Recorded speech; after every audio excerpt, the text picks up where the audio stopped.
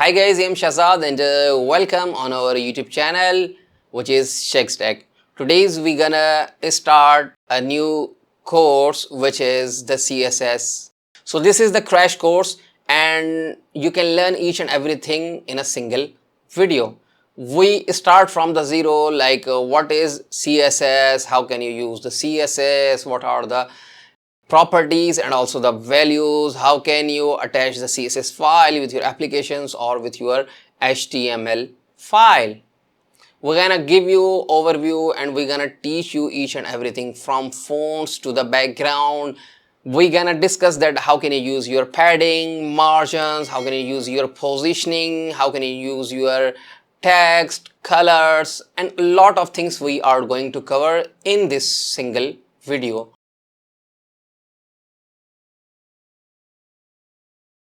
Basically, CSS stands for Cascade Styling Sheet. You always create your pages using HTML, but CSS describe how HTML elements are to be displayed on your screen. CSS save you a lot of your work. Before starting, we are going to discuss about the tools. That means the editor, IDE. So I am going to use the Notepad++. So first of all, a CSS rule set consists of a selector and a declaration block. How? For suppose you have your selector and then you have your block. So you have your selector, you always have a block of code or declaration block. So how can you create your selector? Class is a selector, or you can h1 is a selector, or p is a selector, or div is a selector. So these are the selectors or HTML selectors. We will discuss about the class, ID and HTML selectors in our later lectures, but for now you always write HTML. So this is the selector. That means you are hitting all the H1s on your home page and you are assigning the styling, or you are adding some styling. So how can you add the style, or how can you declare the block? First of all, you have your property, colon, and your value. So this is your block. Okay, so you always use a specific property and the value. So this is the key pair value. So this is the key and this is the value. Don't worry, this is the property and this is the value. So how can you write that? For suppose I'm saying, okay, so property and value. Okay, now what is the property? For suppose I'm saying color is the property, and what is the value? I'm saying red. You can also say green, you can also say black, white. It's totally depend upon you, but for now this is your selector, this is your property, and this is your value. And from this curly braces to this curly braces, this is the declaration block. You can add multiple property and values by adding the colon. For suppose this is the one property and value. For suppose if I'm going to add the background is also a property, and the value, colon, value. You have to add colon and then your value. For suppose I'm saying white, that means I'm going to add two properties with one single element or on one single element. So it's totally depend upon you and your need. Notepad++ is a basic editor. If you are learning or if you are beginners, so you have to download the Notepad++. So you can, okay, so now go to your Google. Right here, Notepad++. Hit the first result. As you can see, they are saying download button. Current version 7.5.8 while I'm recording. The current version is 7.5.8 while I'm recording this lecture. What you need, you just need to click the download button. As you can see, it's showing us different types of downloads options. Sorry, as you can see, this is the 32-bit and this is the 64-bit. If I'm saying my PC or PC, right click, properties. So now as you can see, I have 64-bit operating system. So that's why I have to download 64-bit. If you are using 32-bit PC, so you have to download the 32-bit. Okay, I'm downloading the 64-bit. Wait for a few seconds. It's a 4.4 MB file. Now click on this. I'm just installing it because I have just downloaded the Notepad++. Click on this. Next. Make sure choose your destinations or your drive part. I'm installing my Notepad++ in my C drive. You can also choose any drive as you want. As you can see, I have a C drive, F and G. You can choose your drive. Next, just check them. Create a shortcut on desktop. Install. Finish. So congratulations, we have successfully downloaded and we have successfully installed the Notepad++ editor. We have 3 ways to insert the CSS styling to use the properties and value. First of all, inline, then internal, then external. So 3 ways to add the CSS styling. What are the inline styling? For suppose if you have a paragraph and you are writing like this, style, I'm saying color and I'm saying red, that means you are using the inline styling. And if you have a HTML, for suppose,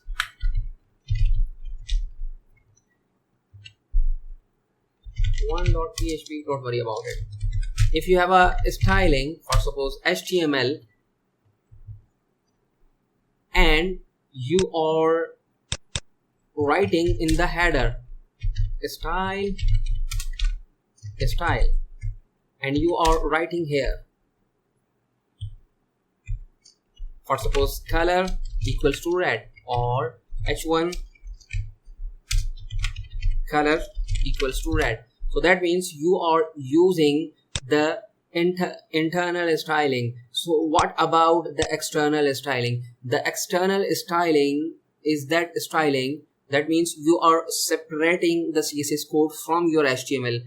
In simple words, you need to create the .css file and you need to attach that file in your project or in your HTML page. So these are the 3 ways to insert the HTML code or to embed the HTML or to embed the CSS styling.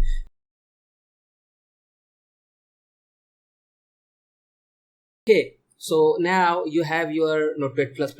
What I need to create in my F drive, I am creating the CSS folder. So as you can see, I have just created the CSS folder.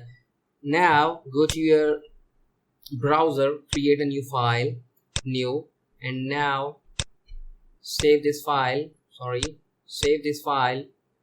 write something and save the file. Save. You can also press the Ctrl S to save your file. So save your file where I'm going to save my file. In the F drive, I have just created the CSS folder. So as you can see, this is the CSS folder. I am saying this is the index.html. Okay, index.html. Make sure this is the index.html. I need to copy this, paste here. Okay, so now I have just created the index.html first of all, and now here I'm creating the P. First of all, I'm saying this is my para. Okay, so now I'm using the internal styling. So this is the inline styling. For suppose if I'm saying style color equals to red, now go to your css folder and execute your index.html file. Click on this. As you can see, currently it's showing this is my paragraph. So now that means I'm using the inline styling. So I'm not going to use the inline styling, I'm using the internal styling. So in the header tags, I need to define the style tag, and now I'm saying style close. I'm going to add all the css here. For suppose I'm saying find the p and add property and value. You can also break your you can also separate your divs like this. You can also separate your dresses like this, or you can add like this. It's totally dependent upon you. I'm saying color equals to red. Okay, go to your page, refresh the page. So now as you can see, it's still working because I'm saying, oh, find the paragraph in this file and assign the red colors. So if you are adding more than one paragraphs, so it's automatically add the red color to your paragraph, because this is the element selector. So whenever you hit the element or you create the elements, that properties, one property or all the property. If I'm saying background red, go to your page. If I'm saying background green, go to your page, refresh the page. So now as you can see, I'm assigning two properties to this paragraph, and I'm saying, oh, find all the paragraphs in this file and assign these two properties and values. So that's why I'm saying this is the element selector. If I'm using the class, for suppose I'm adding the class and I'm saying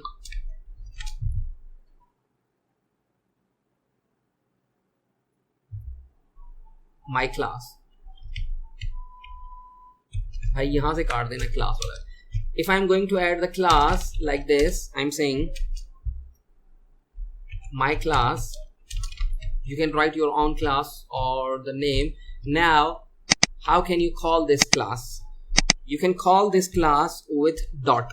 You always call the class with dot and your class name. So your class name with dot can call this element. Now that means you are saying find this class and assign these properties to this class. So you can see we have only single class, so that means we are going to assign these values to this class. Go to your page, refresh the page. So now as you can see, we have just assigned the properties to this class. For suppose if you have the same class with different elements, that means I'm saying add the all properties to this class. So you have class. So you have 4 elements with the class. So that means we are assigning the same properties to your 4 elements. Refresh the page. So now as you can see, we have added the 4 elements or styling. Okay, so this is the class selector. So for suppose if you have an ID selector, I'm saying my ID. You can write your own ID for suppose X, Y, Z, Fox, whatever you need to write. How can you call your ID? You can call your ID by hash. So call your ID. I'm saying color and I'm saying orange, or my favorite olive, and I'm saying background. In this time I'm saying orange. Go to your page, refresh the page. So now okay, you have to write your class ID name also. So hash ID name. Go to your page, refresh the page. So now as you can see, I have just added, this is my para, this ID, and I'm adding the properties and the values with this ID. So in this way you can create your, or you can select your element with class with element selector, or you can create your selector with the ID. Or if I'm saying that aesthetic, if I'm using the aesthetic and I'm saying color equals to red, that means I'm saying find all the elements and add this properties to value. Refresh the page. So now as you can see, it's showing, it's adding all the properties and value to this one. And for suppose if you have a div,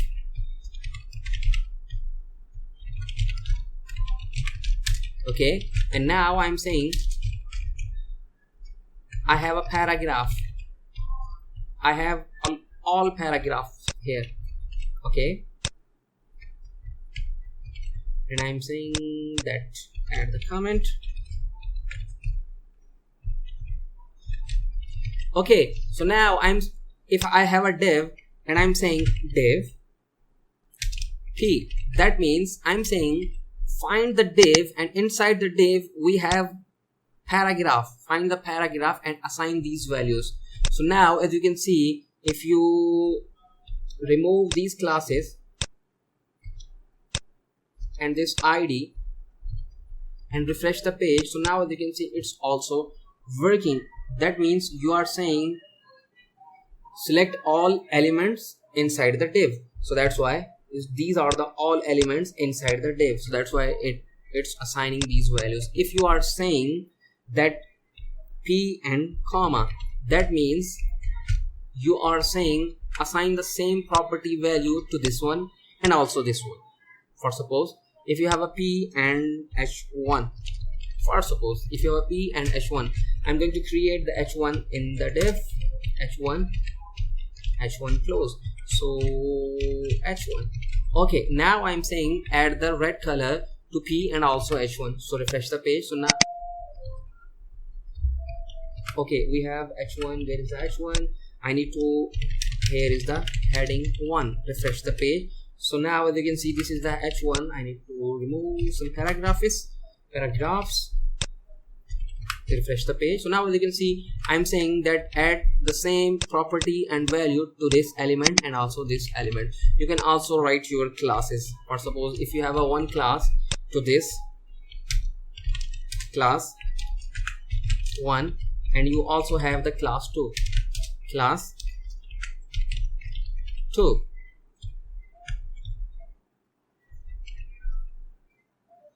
you can,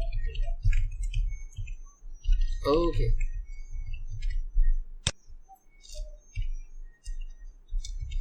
why it's showing like this. Okay, so now I'm saying you have dot class, that means you are accessing the class, and you have second class, add the values to these classes. So now as you can see it's working. And why it's not working? Because paragraph start and paragraph close, and you are starting the paragraph here, you are closing the paragraph also.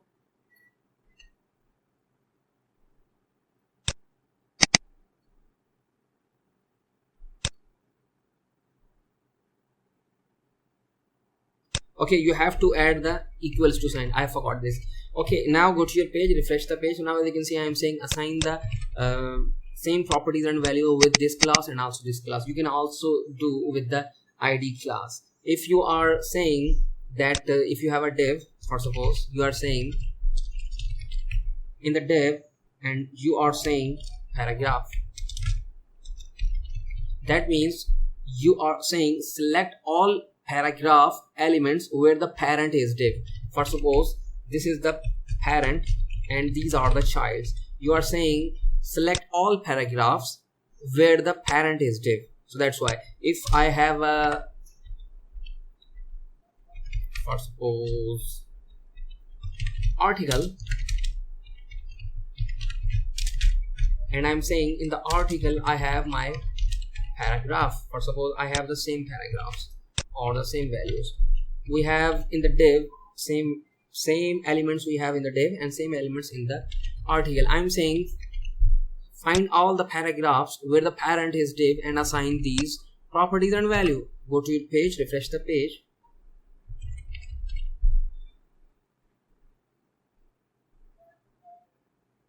Okay, sorry, you need to close this.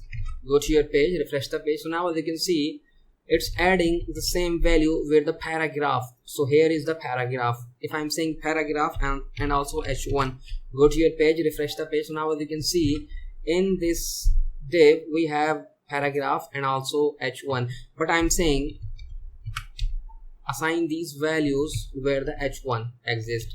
So in the div you have your paragraphs, and in the upper article, as you can see, this is the upper article, you have 2 paragraphs and 1 h1. So it's not adding the properties and value to these elements. It's totally depend upon you. How can you add the backgrounds? Background, that means we are talking about the background color and the background images. So we take some examples. Go to the shexy.com. So as you can see, we have the background image here. So as you can see, this is the background image. It's showing the background image, the blur background image, and this is the background colors. So how can you define the background colors and the background image? So right click, inspect element, select your element, and as you can see, this is the color, background color. Okay, so now this is the background image. So right click, select element, find the element where the background image is exist, and I think this background image is exist here. So as you can see, this is the background image and the URL. So in this way you can add the background image. So how can you do that? First of all, I need to add the comment previous word, so you can easily get the code. I am saying I have a div. Basically div is a container, so I consider you have the basic knowledge of HTML. So div is a container. I'm saying that I have a div, and now I'm going to add some properties to my div. For suppose, you can also add the properties like this. I'm saying the background color is red, for suppose. Now go to your page, refresh the page. So now as you can see, nothing has happened. Why? Because your div is empty. If you are adding some elements here, for suppose, copy these elements and paste these elements here, because I'm very lazy person. Go to your page, refresh the page. So now as you can see, we have added 3 elements in the div, so that's why it's showing. Okay, now what I need to add the height and width. I'm saying width equals to 500 pixel, for suppose, not L 500 pixel, and I'm saying height 500 pixel. Okay, go to your page, refresh the page. Okay, now I'm saying 300 by 300. Go to your page, refresh the page. So now as you can see, we have 300 by 300. So this is the property width and this is the property height, and these are the values. So we are adding 3 properties and values like this. Okay, so now first of all you need to add the background color like this, or you can also add the background image. So how can you add the background image? First of all, you need the image in the same folder where your CSS exists, and I need to add the downloads and have a, okay, you have your black.html, sorry, black.jpg. This is the JPEG file. Now how can you add the background image? So I'm saying remove the background color. I'm saying background image first of all, then URL, and in the URL you can use the black.jpg image. Go to your page, refresh the page. Okay, now it's not showing any image. Why it's not showing? Okay, I forgot the semicolon, so that's why it's not showing. Go to your page, refresh the page. So now as you can see, you have just added the background image. So if you are not adding or not using the semicolon, and you have more than 1 properties and values, so as you can see, this code is not working. So your code won't works if you are not adding the semicolon. Okay, go to your page, refresh the page. So now as you can see, we have added. You can also use the repeat properties. For suppose, if I'm saying background background repeat. So this is the background repeat. I'm saying no repeat. So here is no repeat. That means now as you can see you have your image, but it's repeating. If you add the background repeat no repeat property, so you can see it's not repeating. If you want to repeat to x-axis, you can also use the repeat x-axis. Go to your page, refresh the page. So now as you can see it's repeating from the x-axis. You can also use the y-axis. So as you can see it's repeating on the y-axis.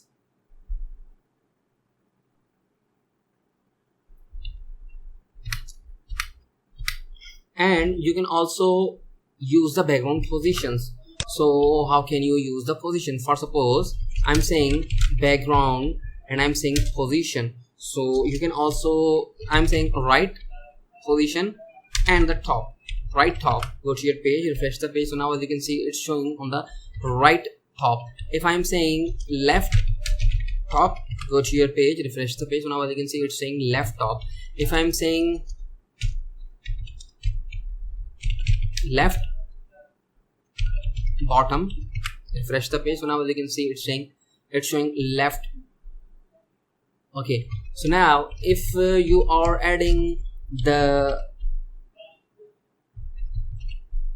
fixed, for suppose, okay, if I'm saying that background attachment is fixed, so now go to your page, refresh the page.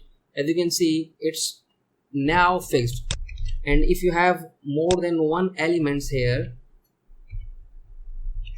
refresh the page. As you can see now it's showing like this. As you can see it's showing the effect. So we say that this is a parallax effect, but you are adding the property what is the background attachment fixed. So that means this is the fixed attachments. I'm going to show you. It's saying parallax WordPress themes. Wait for a few seconds. I'm going to show you where you can use the parallax effect or the background attachment. So I'm saying this is the demo.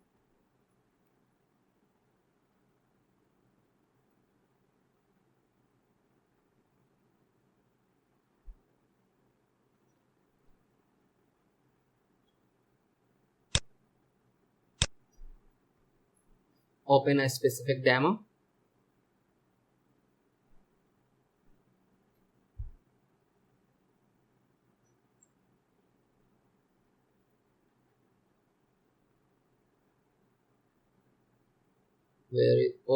As you can see this is the parallax effect. So as you can see this is the parallax or the background attachment fixed. Okay, so you have also like this. As you can see this effect. Okay, now I'm going to comment this so you can easily get this code. And I'm saying from here to here, I'm starting from here. We have created the index.html file and we are still working on this file. Okay, I'm going to also comment this so you can easily get the code. You can also comment the CSS code like this. Okay, so now how can you add the borders? I'm saying I have a paragraph. I'm saying this is my paragraph. Okay, now I'm saying I have a class. I'm going to use this class, so that's why I'm creating. You can also use the single quotation or double quotation also. I'm saying my style. You can add any name as you want. Okay, now I need to call my style, and now I'm saying here I need to add the borders. So first of all, which border you are applying, that means border style. I'm saying border style. If I'm saying the border style is dotted, Go to the page, refresh the page. So as you can see, it's showing the dotted border. And if I'm saying that I'm going to use the dashed, refresh the page. So now as you can see, you are adding the dashed border. If I'm saying I'm using the solid, refresh the page. So now, sorry, I'm using the solid. Okay, it's not showing because I have to add the solid 1 pixel, sorry, 1 pixel solid red, 1 pixel solid red, RED. Refresh the page. Okay, why it's not, sorry, I'm not adding the style. I just use the border like this. Okay, if you are working on the style, you can also use the solid. I don't know why it's not working solid. Okay, now it's working solid. You can also add the solid, and you can also add the double. Refresh the page, double. And we have a lot of we have others borders like crop like this, and we have rich. We also have insert, inset. We also have outset, and we also have none. None means we are not adding the border color. Okay, we also have the hidden. You can also use the dotted, dashed, solid, double. That means you are saying add 4 different borders. You are saying add the dotted at the top, left dashed, bottom, as you can see this is the solid, and left side is the double. So it's a clockwise mechanism. Okay, so you can add the border style, and you can also add the width. For suppose if you are saying that I'm going to add the solid, refresh the page. So this is the solid. If I'm saying the border width, I'm saying 5 pixel, refresh the page. So now as you can see, your border is showing the 5 pixel. You can add as many pixel as you want, so it's totally depend upon you. You can also use medium like this. For suppose medium, refresh the page. So now as you can see, this is the medium size, and you can also define the clockwise like top, right, bottom, left. I'm saying 2 pixel, 1 pixel, 3 pixel, sorry, space 5 pixel, and I'm saying 10 pixel. So I'm saying add the 1 pixel to top, then right, then bottom, then left. Go to your page, refresh the page. So now as you can see, top, left, bottom, and the left. Sorry, top, right, bottom, and the left. So in this way you can add the width also. You can also use the background color. For suppose these are the, for suppose if I'm saying background color,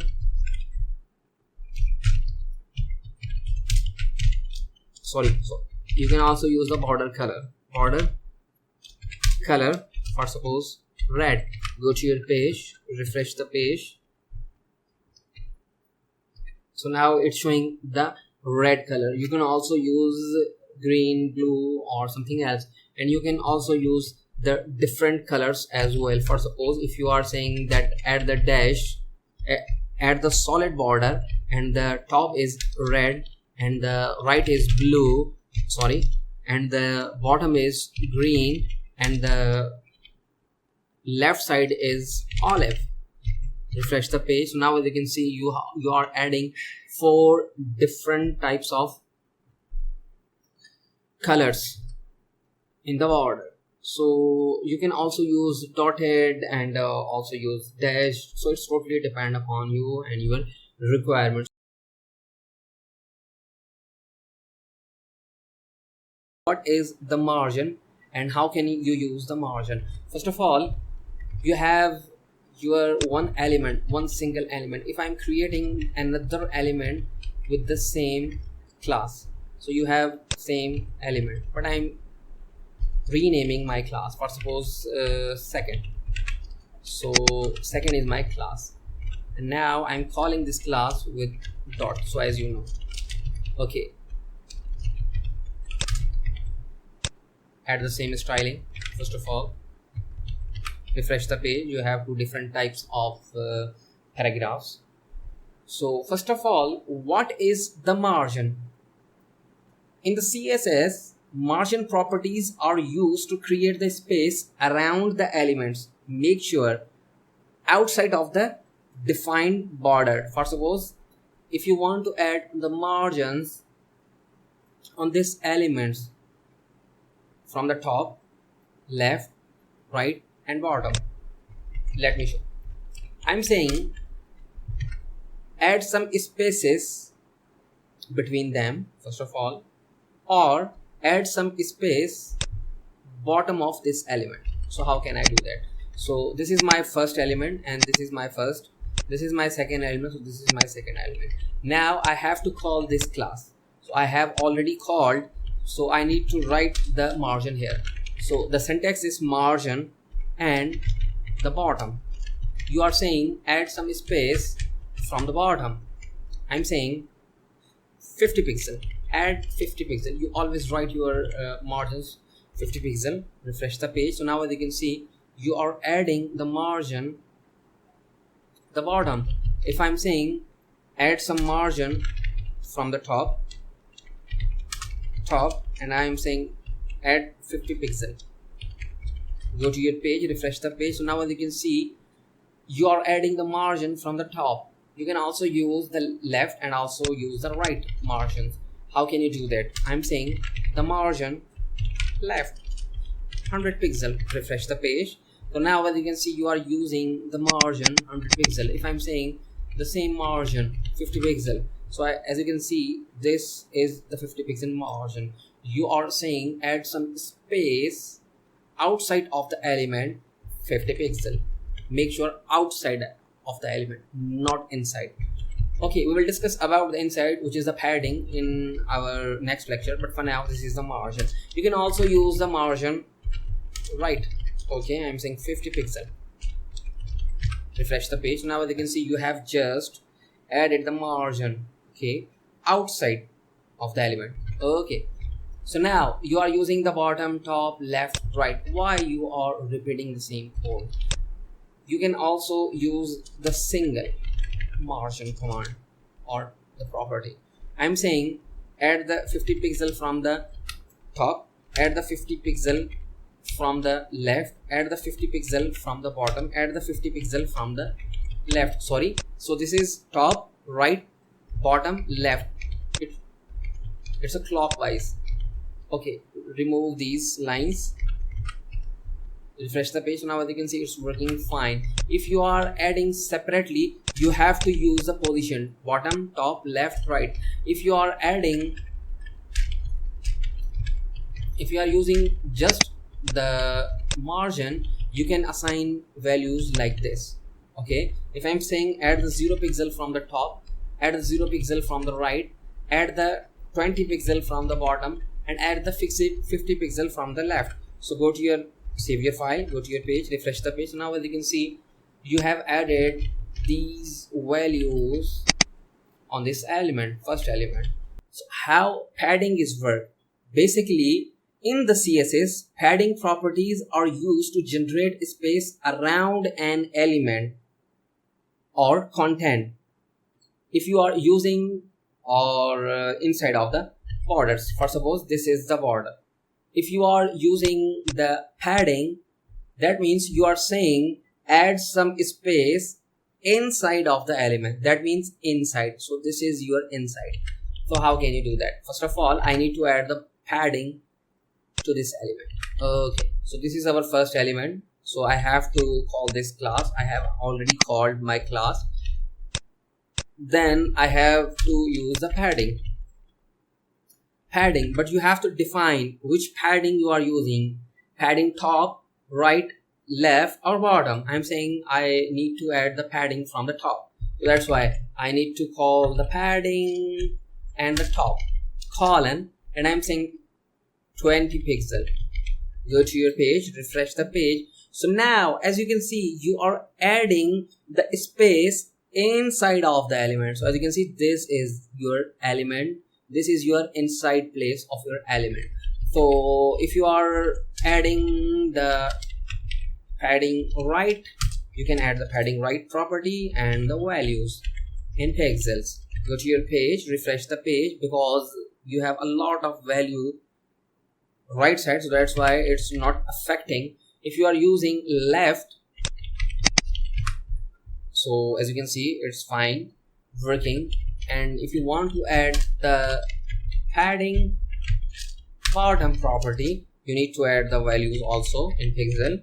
Go to your save your file, go to your page, refresh the file. So now as you can see, you are adding the padding 40 pixel to this element. So in this way your padding works.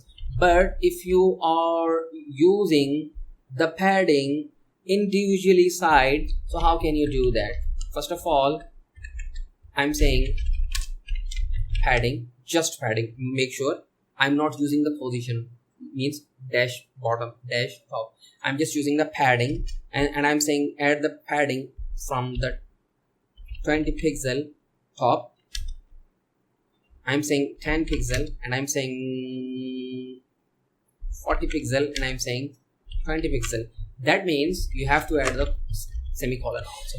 That means I'm saying add the 20 pixel from the top, add the 10 pixel from the right, add the 14 pixel from the bottom, add the 20 pixel from the right, sorry, left. So it works like your clockwise. Go to your page, refresh the page. So now as you can see, it's working fine. So in this way you can define your padding to your element. For suppose if you have a div,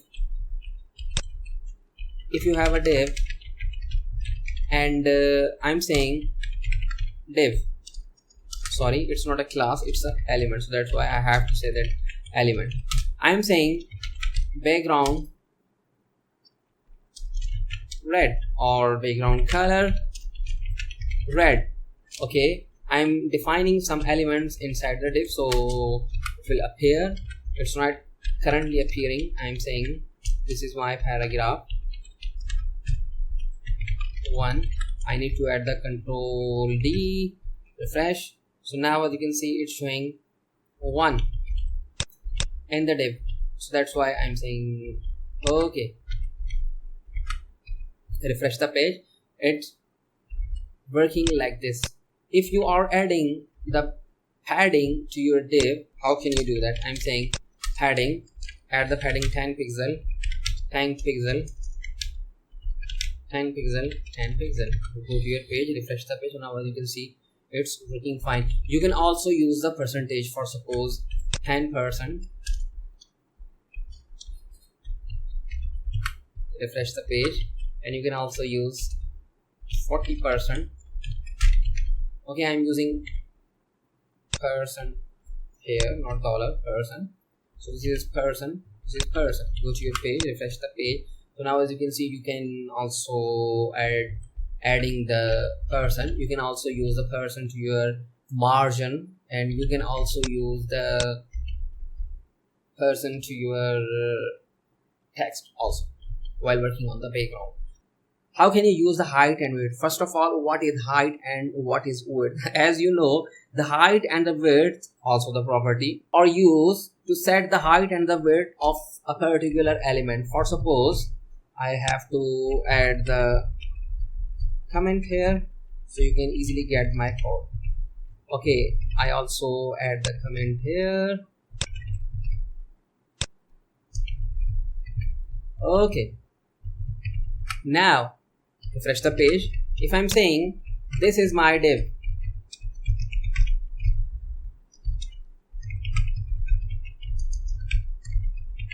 this is my div, and I'm saying this is empty div, nothing has happened.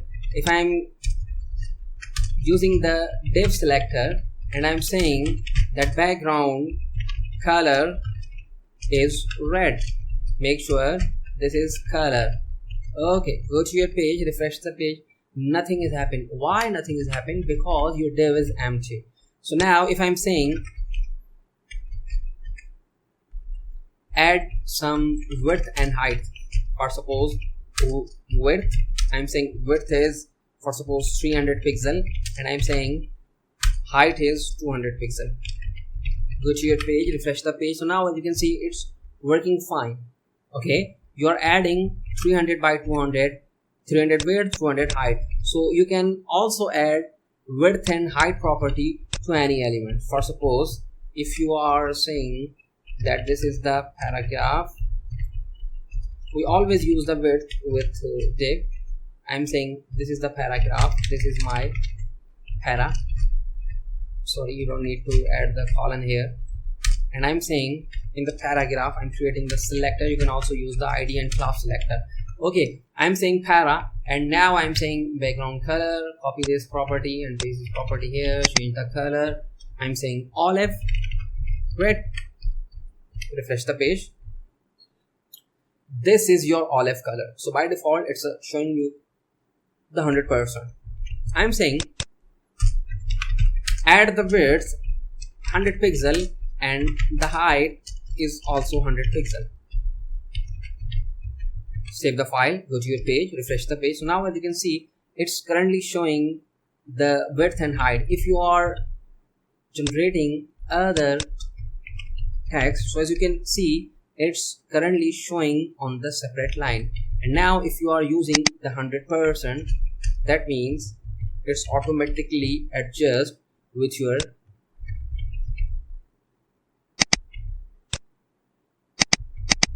screen. Save, refresh the page, save your file and then refresh that. So now as you can see, it's showing 100%.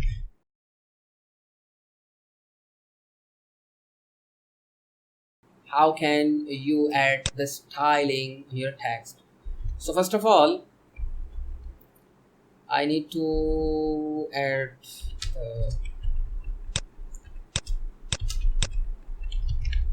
comment. Go to your page, refresh the page. I have one paragraph, so we are working on the text. I have to add another paragraph. I'm saying second para. Okay, I have to add the class.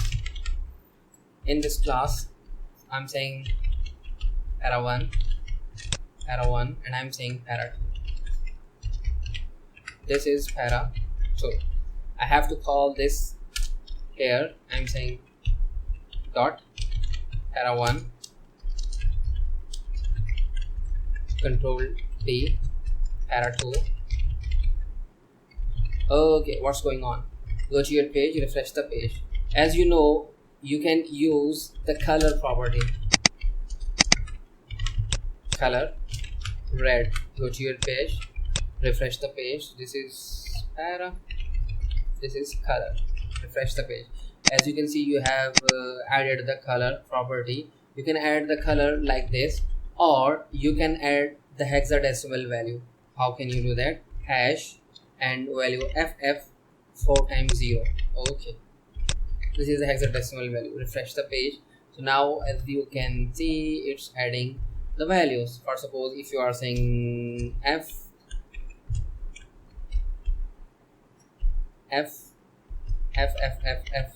refresh the page. So it's not working. So you have to memorize hexadecimal values. Okay, modern IDEs provide the hexadecimal values. Okay, so now you can also use the RGBA. For suppose I'm saying okay, we will discuss about the RGBA, but for now you have to add the red and the hexadecimal values, red, green, blue. Okay, I'm saying this is the red and I'm saying this is blue. Refresh the page. So these are the two parameters. Okay, now you can also add the alignment. I'm saying text align, I'm saying center, go to your page, refresh the page. So now as you can see, you are align the text center. Here I'm saying text align, and I'm saying right. Go to your page, refresh the page. So now as you can see, you are showing the text right. You can also use the top and left, right, and center. So these are the alignments you can use, or you can perform. You can also use justify. Or suppose if you have long text, go to your page, refresh the page. Now you can see it's currently showing like this. I'm saying text align justify. Go to your page, refresh the page. Now as you can see, it's currently showing your text as a justify.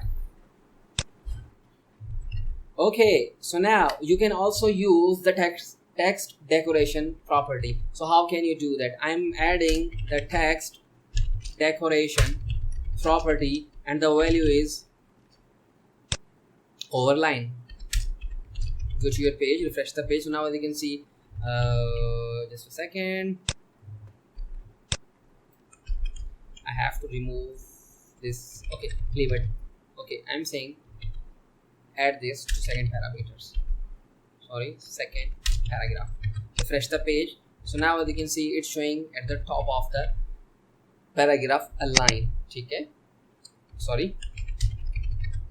Okay, so now if you are using the line though, for suppose line though. Okay.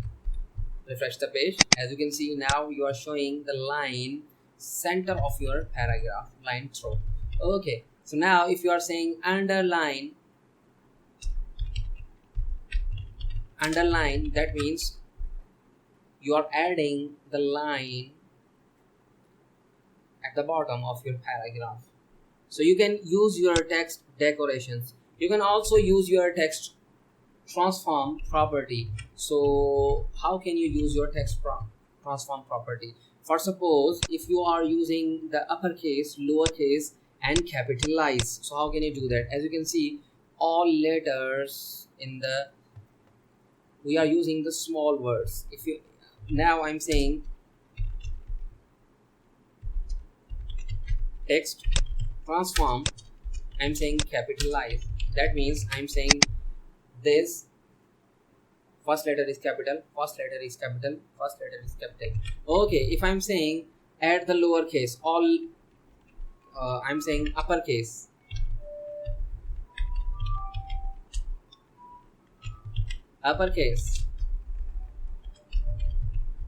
Go to your page, refresh the page. It's double PER. Refresh the page. So now as you can see, all letters now available in the uppercase. So it's totally depend upon you and your need. I'm saying you can also use the letter spacing. For suppose I'm using the letter spacing to this paragraphs. For suppose I'm saying letter spacing in, for suppose 10 pixels. Refresh the page.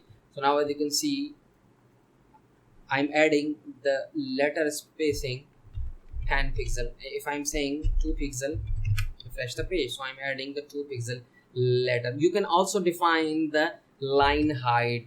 Okay, now I'm saying line height for suppose I'm saying 0.7. okay, colon, refresh the page. So now as you can see, I'm just assigning the line height. If I'm saying 10.7, refresh the page. So now as you can see, the height of the line is this. If I'm saying 1.7, the line height you are assigning 1.7. So you can also use the text direction and the text spacing. For suppose if I'm saying the text spacing and I'm saying 10 pixel, refresh the page. It's not working. Okay, I have used the text spacing at the top of my page. You can also use the text decoration. So this is your text decoration. I'm saying, sorry, not text decoration, text shadow. So you can add, I'm saying 4 pixel and I'm saying 2 pixel red. Go to your page, refresh the page. Now as you can see, you are adding I'm saying blue or I'm saying black. So in this way you can add the text shadow, or I'm saying from the top 2 pixel. Refresh the page. So now as you can see, you are saying that 1 pixel from the top and 1 pixel from the left. For suppose I'm saying 0 pixel, 1 pixel. So now as you can see, I am saying left 0 pixel from the left side, 1 pixel from the right side, and add the some text shadow. The color is blob. You can also use the olive or any color as you want. Okay, now I'm going to create a CSS file, a .css file here. So I'm saying that control N, I'm saying control S, and now I'm saying that style.css. Make sure save this file in your root directory, which is the CSS. We have created this CSS folder in our pure selection. Create. Okay, now fine. How can you embed, how can you attach your CSS file in your HTML file or in your HTML project? So I'm saying that link real, and now I'm saying style sheet, and now I'm saying type text slash CSS, and now I'm saying href. Okay, I'm saying style.css. okay, we have a h1 here. We are going to call the h1. For suppose I'm saying this is the h1 selector, and now I'm saying color red. Fine, perfect. Go to your file, click on your file or open your file. As you can see, you have successfully embedded your external styling. View page source. As you can see, you have successfully embedded first of all. And if you are giving the wrong name of your file, so how can you debug your code? Or suppose this file is not available in your root directory, in your CSS folder. As you can see, okay, if I'm saying that this file, okay, this file is not exist here. Okay, so now go to your page, refresh the page. Now as you can see, it's not working. So how can you debug your code? Just right click, inspect element, console. So as you can see in the console, you have a one error, failed to load the resource. Okay, so in this way you can debug your code. Okay, so now I'm saying that style.css. Now correct this. Go to your page, refresh the page. Now as you can see, it's working fine, and and nothing is here. Okay, so first, okay, now for suppose if you have a folder in the root directory, or suppose I'm saying assets, and you have this file inside here. For suppose you have a file inside here, how can you do that? Now I'm saying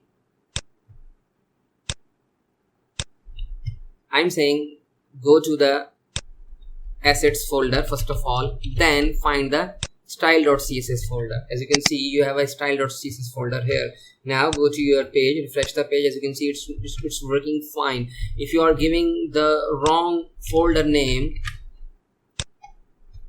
then definitely it provides you the error, or it will give you the error. So it's totally depend upon you. Okay, so how you are managing your code. So in this way you can add your external file. Why we are using the external file?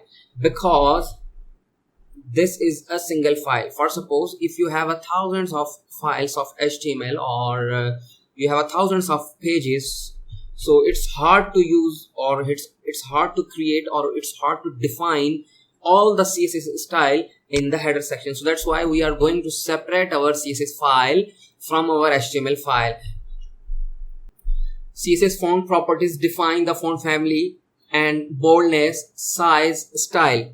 Okay, so how can you do that? We have created the external styling, just drag and drop here. Okay, so now you have a HTML file and you have a style.css file. Okay, now I'm saying I have a h1 and now I'm creating the selector h1. This is an element selector. We are not giving the class or ID, so that's why we are calling this. Okay, so now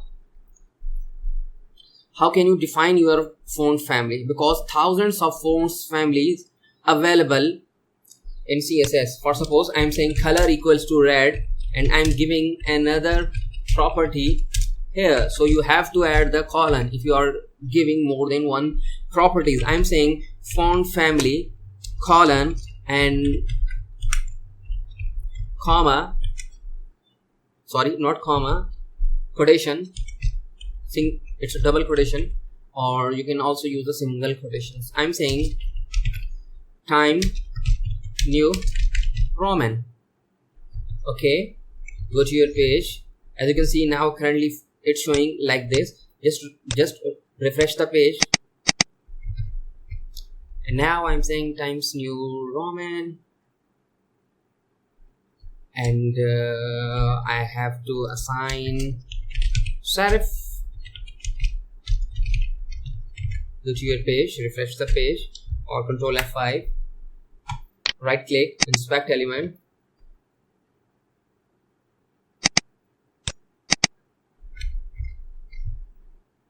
or find another property. For suppose I have one property, just a second, I'm going to define, because it's hard to memorize each and every font family, so that's why. Okay, so now I have a font family. Okay, this is a font family Roboto. So now go to your page, file, and add the Roboto. It's a font family. Go to your page, refresh the page. So now as you can see, you have just changed the font family. So if you are finding the fonts, just type the Google fonts, and now here is the Google fonts. Find the fonts family which is required for your project. So as you can see, this is the Roboto, and a lot of fonts families available here. So in this way you can add the fonts family. Okay, so now if you are using more than one, just comma, and you can say times, go to your page, refresh the page. So now as you can see, it's assigning you, it's changing, and you have two fonts families like this. Okay, so now I'm saying that how can you change your font style? For suppose normal, bold, or something like this. I'm saying font style colon, so it's a property, I'm saying normal. Go to your page, refresh the page, so it's a normal. If I'm saying that italic, go to your page, refresh the page. So now as you can see, it's showing you the italic. So now you can also use oblique, refresh the page, fine. You can also say the, okay, so you can assign the font style like this. You can also use the font size, you know very well about this. Or suppose I'm saying 50 pixel, refresh the page. So now as you can see, you have a big font, 50 pixel. You can also assign the EM. For suppose if you are not adding the PX, I'm saying 2.5 EM. Go to your page, refresh the page. So now as you can see, it's working fine. 1 EM equals to 16 pixel. For suppose if I'm saying 1 EM, that means I'm saying 16 pixel. If I'm saying 16 pixel, so as you can see, it's the same thing. So 1 EM equals to 16 pixels. Okay, you can also define the font weight. So how can you do that? For suppose if I'm saying this is the 20 pixel, Okay, now I'm saying font weight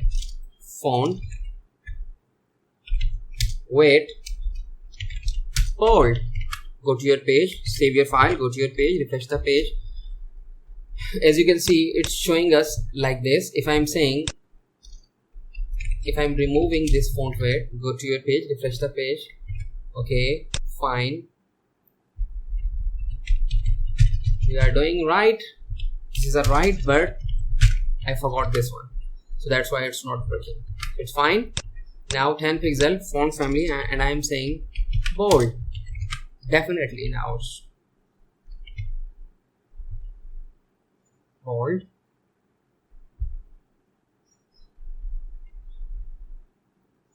Okay, if I'm using H1, don't worry about it. If I'm saying this is the H1, and now you have to write, sorry, it's a paragraph. Go to your page, refresh the page. So as you can see, it's now fine. If you are using the font like this, it's now working. As you can see, this is the normal font, and if you are using the font weight property, and I'm saying the bold, go to your page, refresh the page. So now as you can see, it's adding the bold. The H1 is already has a bold property, so that's why. In this way you can use your bold, and you can also use your normal value. So it's totally depend upon you.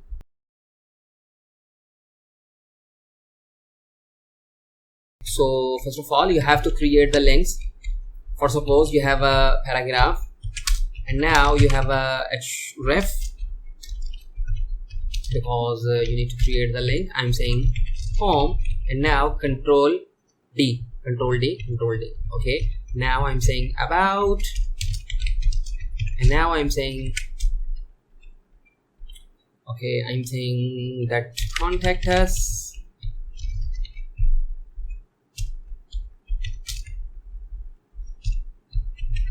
and now I'm saying the login. Don't worry about it. Go to your page, refresh the page. So as you can see, you have three types of link. I'm saying href, this is https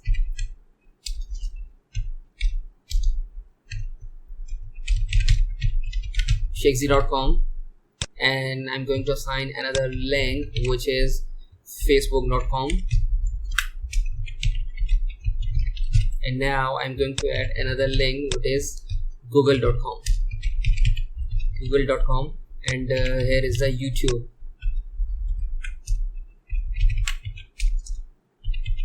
youtube.com. Go to your page, refresh the page, anchor, it's href. Okay, go to your page, refresh the page. So now as you can see, you have three properties. First of all, go to your page. I'm assigning the classes here, or suppose I'm saying you can also add the class here or here, because these are the properties. I'm saying class, I'm saying home, and I'm saying this is about class,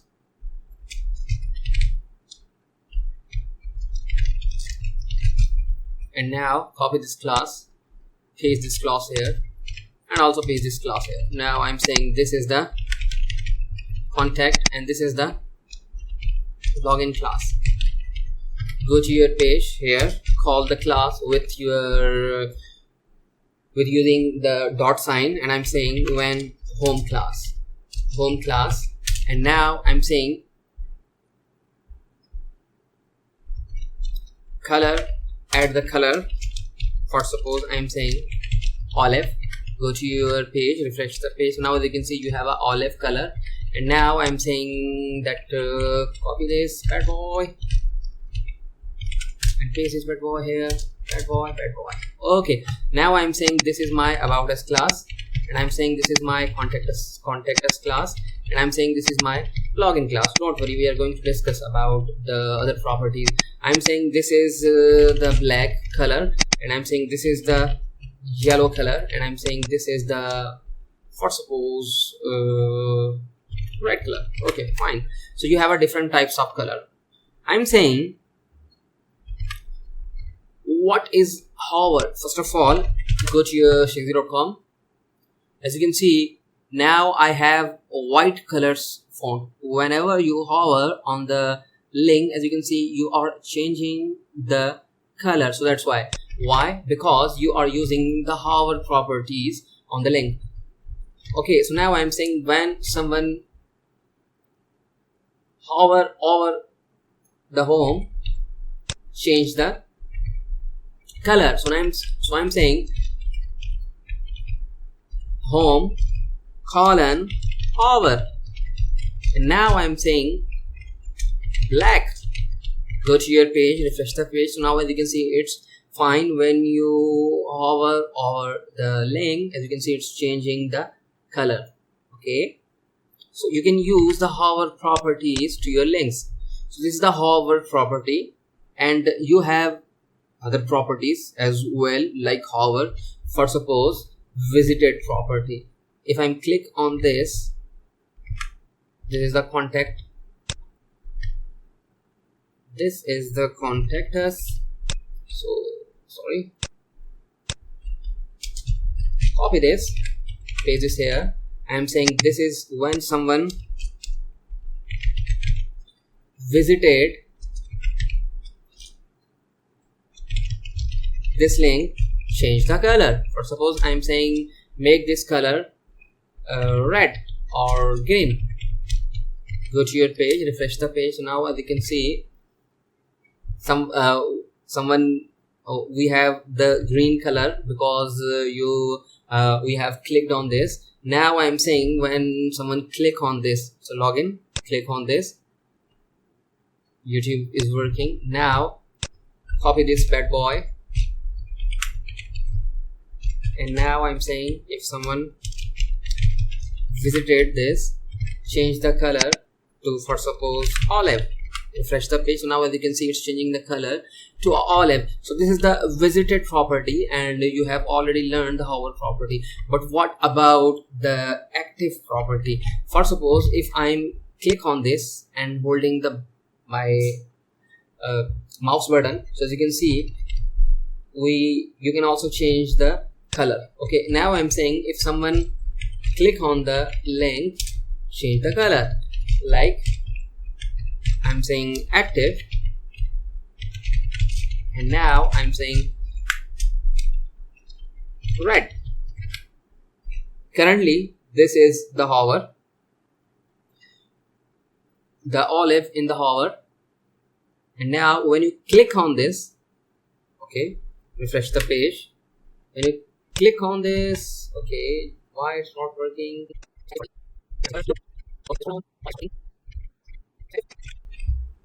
Okay, if I'm saying remove this one and go to your page, refresh the page, now click on this, now it's working fine. Okay, how can you style your list? As you can see, you have your order and unordered list in the HTML. So now I'm saying just comment. Now I'm saying I have a order list and I have allies. Ally close. For suppose I'm saying 1, and now I have 3 elements. I'm saying 2, and I'm saying 3. Now I'm assigning the class here first of all, and now I'm saying this is my OL class. OL class. You can add your own class. Okay. Now what you need, you just need to call the class with dot first of all, in your body. You can add your property here. For suppose if you are adding, go to your page, refresh the page. Now as you can see, it's working fine. Now if you are giving the colors to your links, how can you give your colors? For suppose I'm saying go to the class. In the class you have ally child and assign the colors red. Go to your page, refresh the page. Now as you can see, it's working fine. You can add your padding also. For suppose padding 10 pixel. Go to your page, refresh the page. You have added the padding because as you know, padding works internally. Okay, you can create or you can give the gaps internally to your element, not externally. If you are using the externally, or if you want to use the external gap, so you have to use the margin. So you don't need to use the padding. Okay, so now if you want to set the images, for suppose you have these these numbers, if you have the order list, for suppose this is your order list. Okay, now if you want to show the bullets here, so how can you do that? For suppose I'm saying 10 by 10 image, not this image, so 10 by 10 image. Okay, so it's a 10 by, where is a 10 by 10? Okay, I'm using this image, so I think this is a long image. I'm saying 10 by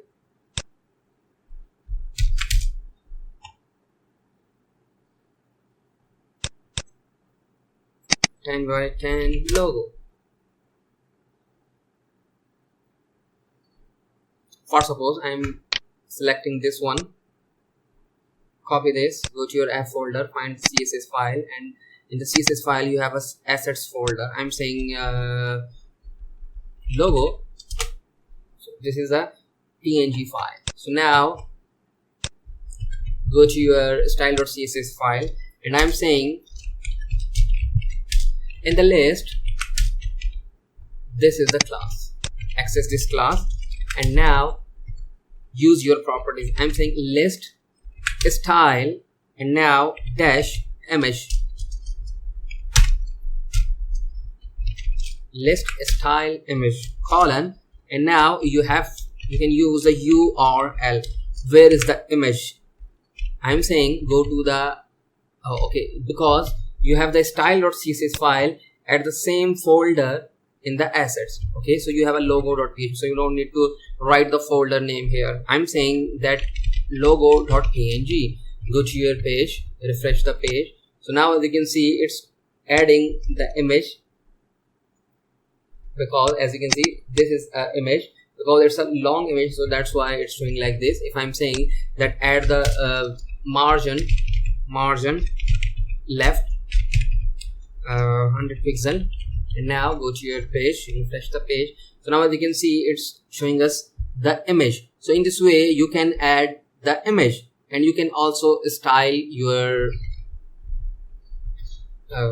allies. For suppose if you have a anchor inside your ally, so how can you do that? For suppose go to your shexy.com. As you can see, these are the menus. Right click, inspect element. So now as you can see, we are using the anchor inside the ally. So if you have an anchor inside the ally, so how can you do that? I'm saying that this is the anchor. It's not going to anywhere. And now copy this bad boy, paste. Now I'm saying this is 1, and this is 2, and this is 3.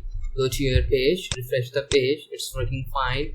I'm removing this URL. Go to your page, refresh the page, so it's also working fine. I need to change the colors. So how can you do that? I'm saying go to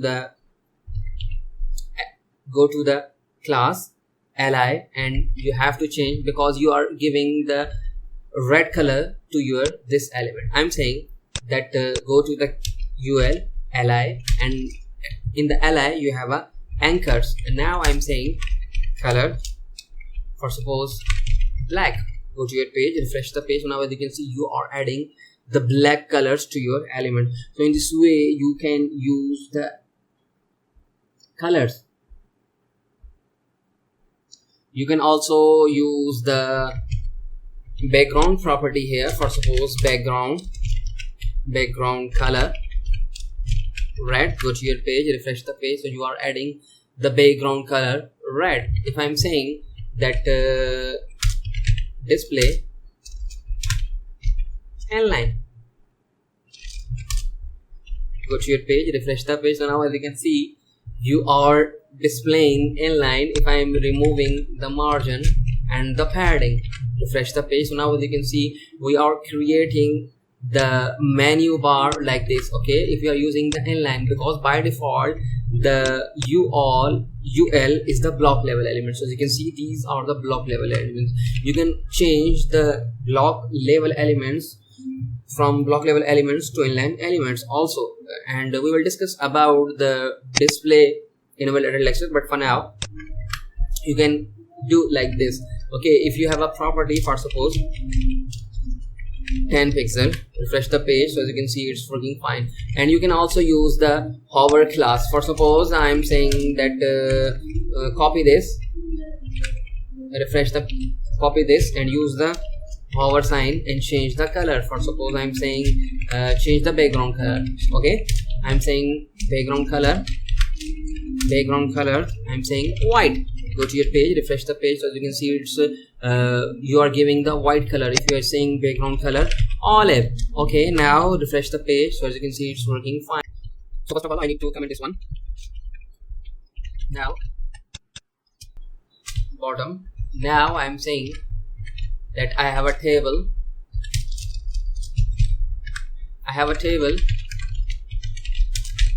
and I have inside the tr, for suppose tr, and I have in the tr I have also the td, table data.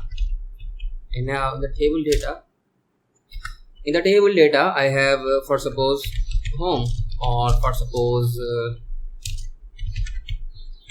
Shakespeare. And now I'm saying, okay, wait for a second, I'm saying Shakespeare. So this is a single row. Okay, now I'm saying John, and now I'm saying Alex, I'm saying Rita. Okay, so now I'm giving the class to my table. So you don't need to add the classes further here. I'm saying class my table. You can keep your own name or whatever you want to write. Okay, so now go to your page, refresh the page, you have your tables. And now I'm saying this is my table, and now I'm saying width 100%. Refresh the page. So now as you can see, it's showing the width 100%. Now if I'm adding the th, table heading, to my table, so now I'm saying name, refresh the page, and remove the 100. So this is the name, or suppose this is the name, this is the roll number 1 2 3, and this is the city, for suppose UK, or I'm saying New Jersey, or I'm saying New York, or I'm saying Karachi. Okay, I'm saying this is the country, for suppose I'm saying India. Refresh the page. So now as you can see, you have 3 fields, and now I'm adding the name, the th. I'm saying this is the name, and this is the roll number, and this is the city, and I'm saying this is country. Refresh the page. Okay, so now how can you style your code? For suppose if I'm copying this and pasting again, and I'm saying this is John, and the number is, and I'm saying this is Mumbai, and I'm saying this is, for suppose, India. Refresh the page. So now you have 2 entries. Copy this my table, go to your here, and access your class, and I'm saying tr comma th. We have a tr and we have a th, not here but here. We have a tr and th. I'm saying color red, for suppose. Refresh the page. So now as you can see, you have a tr. So this is a tr, this is a tr, and this is a th. For suppose if you are adding the tr to red colors, okay, right click, inspect elements, so you have a tr. This is also a tr. Okay, I'm saying in the tr. Okay, I'm saying in the tr we have a tg. Add them color. So it's showing this. If I'm saying that add the color to my table heading, copy, paste, and I'm saying I have a th and use the olive color. Refresh the page. So you have an olive color first of all. And how can you use the padding? First of all, if you want to give the padding to your TDs, so I'm saying padding 10 pixel. That means I'm saying add the 10 pixel padding to top, left, bottom, right. Refresh the page. So now you can see I have just added the padding to this one. If I'm saying add the border, or suppose border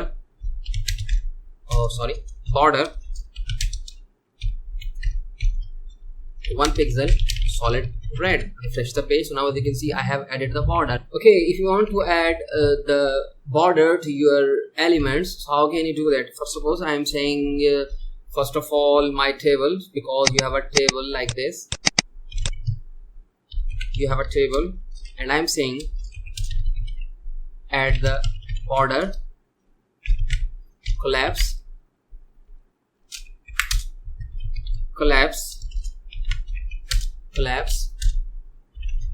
and now I'm saying okay, I'm not saying okay. Refresh the page. So now you can see fine. And now add your border to your elements. Or suppose I'm saying my table, so this is my table,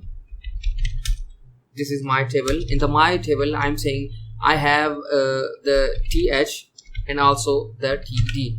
Now I'm saying border bottom, for suppose I'm paying 1 pixel solid red. Go to your page, refresh the page. Now you can see it's working fine, and you have added the border to your elements. For suppose if you want to add the border to your td, just write your td and click on this, because you are adding the border to bottom. So that's why if you are adding the overall border, for suppose border 1 pixel solid red, refresh the page. Now you can see it's working fine, because you have added the padding 10 pixel padding to your element. So that's why you are giving the gap top, left, right, bottom. If you are removing this padding, for suppose refresh the page, now you can see it's showing like this. So it's totally depend upon you and your need, how you are managing your code, and what is your requirement. And if you want to create the hovers, for suppose if you are adding I'm saying this is the border bottom, or I'm saying okay border bottom 1 pixel solid red, it's fine. Now I'm saying whenever someone hit this tr, just change the background color, for suppose. Now what you need, just need to call this, and now bottom I'm saying whenever someone hover over this tr, I'm saying background color just red. Go to your, sorry, I'm saying background color just olive. Refresh the page. So hover, refresh the page. So now as you can see, when someone hover over the tr, it's showing like this. Okay, so now it's totally depend upon you and your requirement, what you need and what you are going to do. You can also add the color to your this element th, so it's totally depend upon you. I'm saying background, for suppose black, and color white. Refresh the page. So background color white. So as you can see, it's working fine.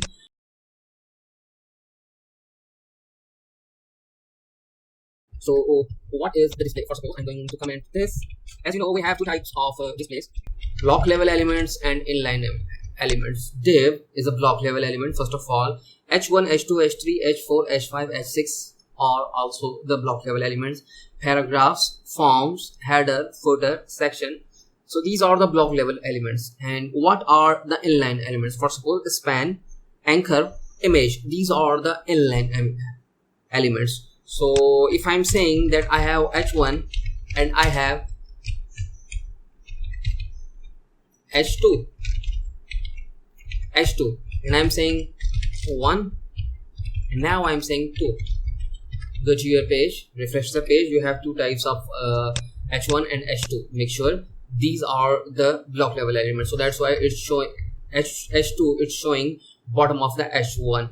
So now I'm saying, how can you override the rule? For suppose if I'm saying display, hit the H1. For suppose I'm saying H1, I'm saying display Inline. Go to your page, refresh the page. Fine. If I'm saying H1 and H2, refresh the page. So now as you can see, you are showing the H1 and H2 in the same line. So you can change the rule, or you can change the block level element to inline element, and you can also change the inline element to your block level element. For suppose if you have a div, and now I'm saying I have a div, and I'm saying the width is, for suppose, 100 pixel, and I'm saying the height is also 100 pixel, and I'm saying the background color is red. Go to your page, refresh the page. Okay, refresh the page. Oh, okay, so 100 pixel and 100 pixel width, so this is the 100 pixel height. Refresh the page. So now as you can see, this is the 100 pixel width and the 100 pixel height. So as you know, you have the div. So div is a block level element, so that's why it's showing below the H1 and H2. So if you want to use the inline, for suppose I'm saying also add the property display inline.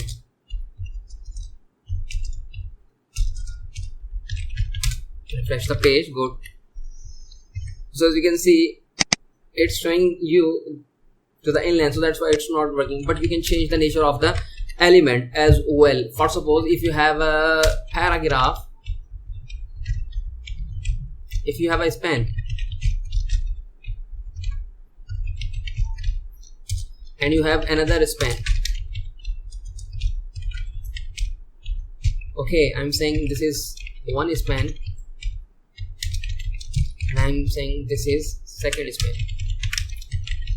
Go to your page, refresh the page. Now as you can see, it's showing at in the same line. Why? Because span is the inline element. For suppose I'm saying span, because this is the element selector, I'm saying display, and now I'm saying block. Refresh the page.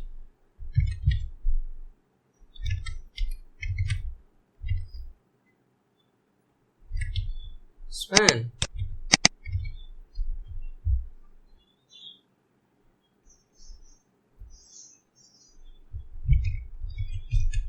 Black, it's not black, it's block. Refresh the page. So now as you can see, you have just changed the nature of the span. For suppose if you have more than one anchor href,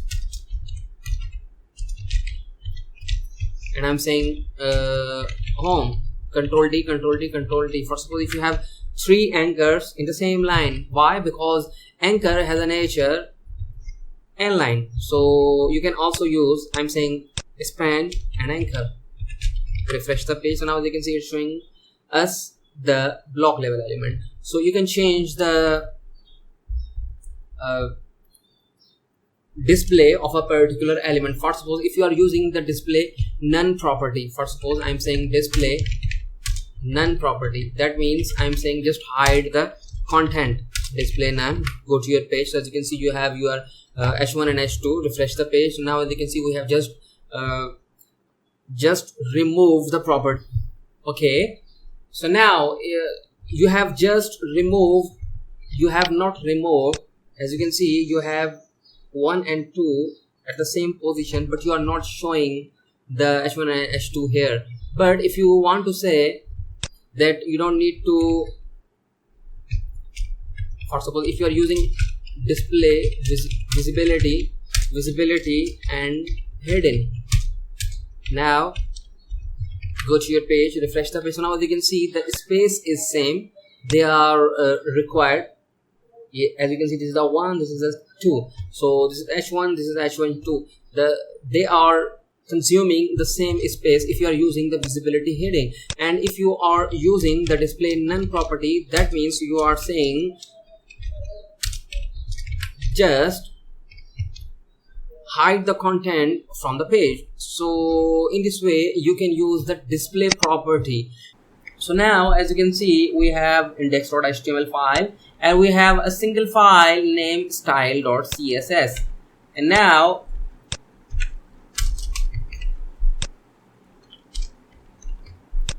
we have a single element which is the div. So now as you can see, it's a div. Refresh the page. We have used the width 100 pixel, height 100 pixel, and the background is red. First of all, I'm saying background in green, it's looking fine. So now if I'm saying the maximum width is 200 pixel, max width is 400 pixel, or suppose. Now refresh the page.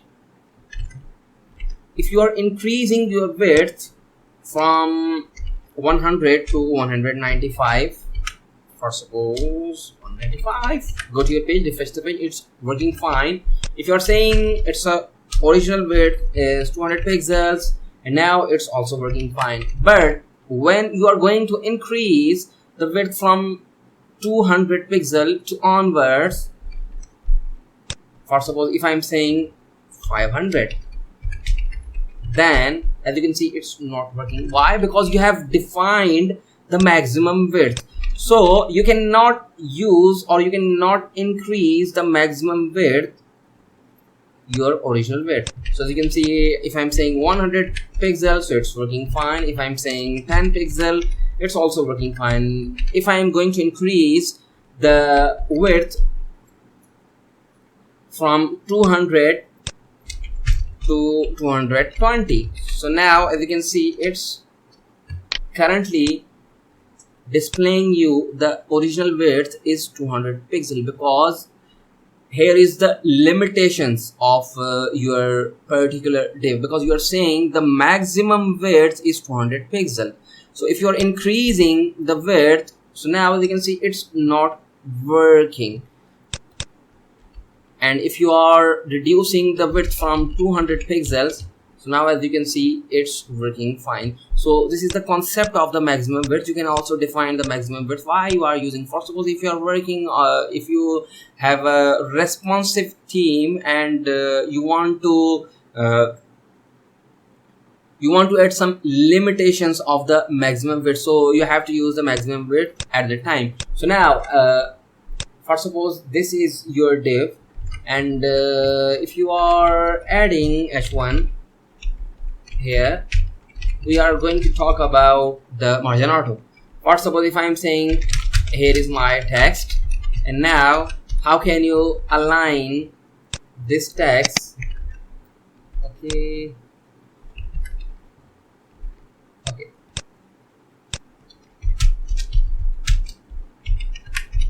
so now as you can see, it's here is your text. So now if you want to align this text to center, how can you do that? I'm saying text align. You can use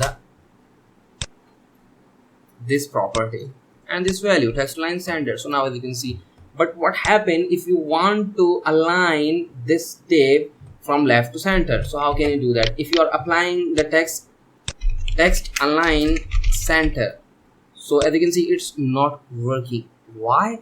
Because this is the div and this is the text element. So what happens if you want to,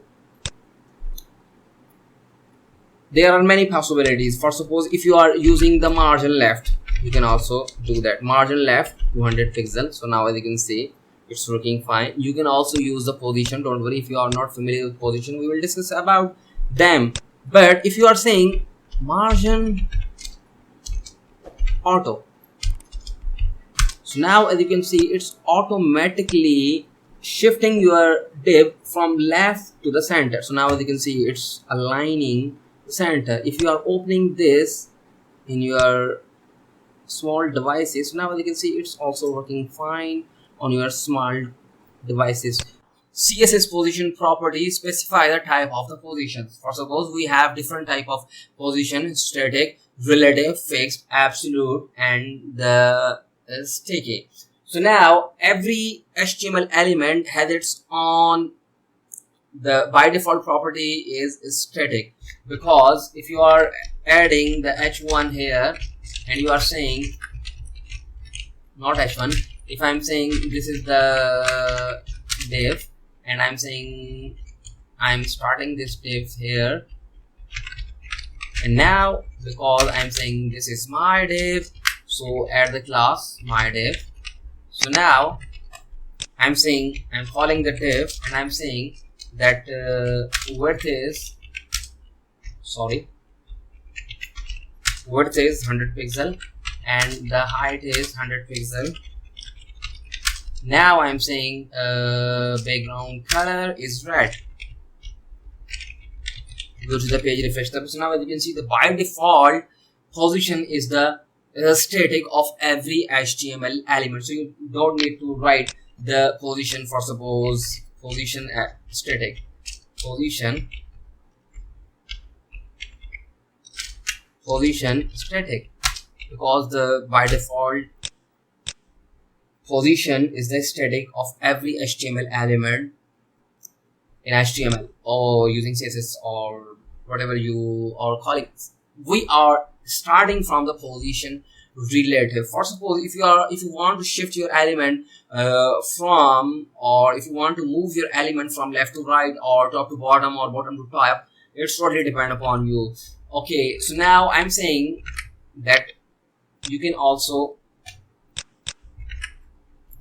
use the margin property to shift your element, because you know very well margin property add some space outside of the element, so you don't need to use the margin. So this is a problem. So how can you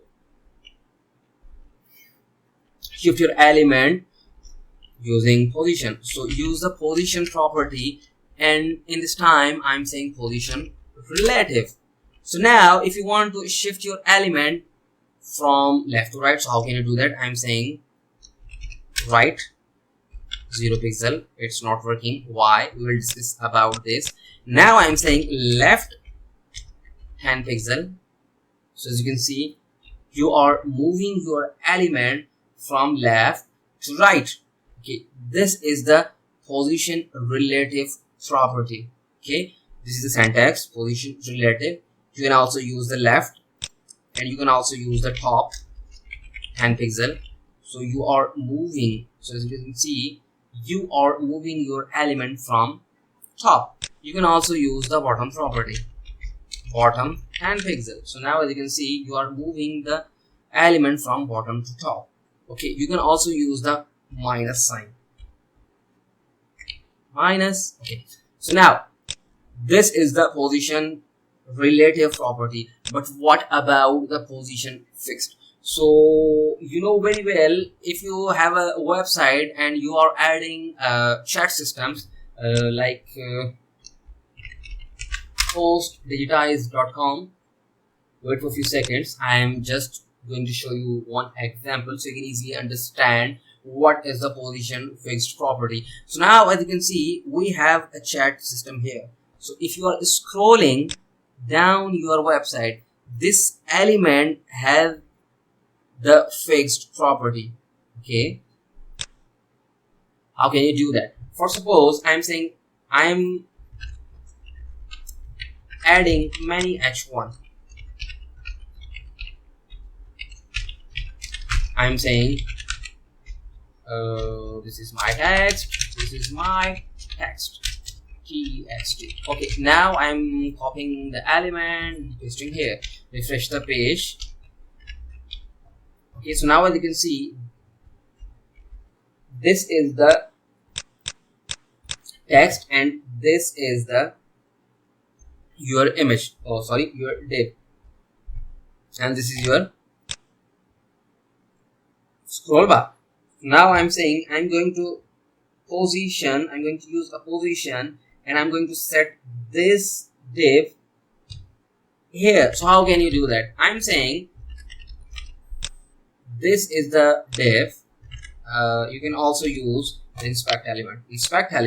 So now as you can see, I'm saying position static.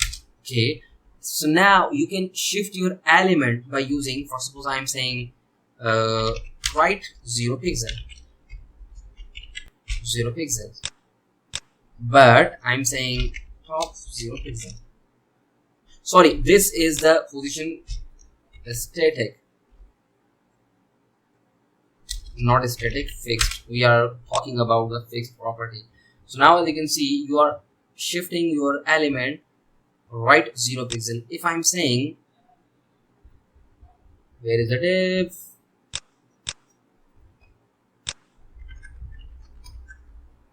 Okay, here, go to the page, refresh the page. Now you can use the inspect element. Now I'm saying position fixed, and now I'm saying right 0 pixel. So as you can see, it's here. You can scroll down, your element has a fixed property. Okay, so now I'm saying bottom 0 pixel. You can set the property. For suppose if I'm saying this is the 10 pixel, or I'm saying this is the 10 pixel, and I'm saying this is also the 10 pixel. Okay, so as you can see, this is the div. You can now set the position where you want to fix this. For suppose here, and now use the property. So it's totally dependent upon you. I'm saying 13, and this is the bottom. Now you can scroll down your element. Scroll down, and you have the element at the same positions, because this is the fixed property. So now copy this code, copy this bad boy, and paste this code here, my div. Find this div here. You can also view the line of code. So you can see in the Css file and the line 4. So Css file, line 4, paste your content. Okay, so now you have just used the fixed property. In this way you can use the fixed property. But what about the absolute property? Okay, make sure we have different type of positions: static, relative, fixed, and absolute. By default, every HTML element has a by default value, the static, so you don't need to use the static value. And if you are using the relative value, that means you are going to shift your element 10 pixel, 20 pixel, right, left, bottom, top. And if you are using the fixed value, that means you are fixing a particular value to your particular element. Now we are going to discuss about the absolute. Okay, so now I'm saying I have two div. So this is one div, and I'm saying I have another div, and now I'm saying class. I'm saying my div 2. Okay, make sure this is my div 2 class. So now I'm saying my div 2 class, and now I'm going to copy just 3 properties to save my time. Now I'm saying this is the green. Go to your page, refresh the page. Okay, so now I'm saying 100, set this 100, 100, 100, and also 100 here. Refresh the page. So now as you can see, you have just used the fixed here. So remove this fixed. Now you have 2 divs. The top div is my div. The second div is my div 2. So top div red, second div is green, because these are the block level elements. That's why your second element is starting below the red. Okay, so now I'm saying if you are using the absolute value for this red element, for suppose I'm saying inspect element, this is my div which has a red property, background red property. I'm saying position absolute. So now you can see you are setting the position absolute value, and your green div is disappeared. For suppose, remove this property here and use the position absolute property to your green element. So now I'm saying position absolute, so it's not working. Why? Now I'm saying I'm going to use, okay, let me give you some example. I'm saying position absolute and I'm saying right 0 pixels. So now as you can see, you have two different divs. So this is your first div and this is your second div. Now you are shifting your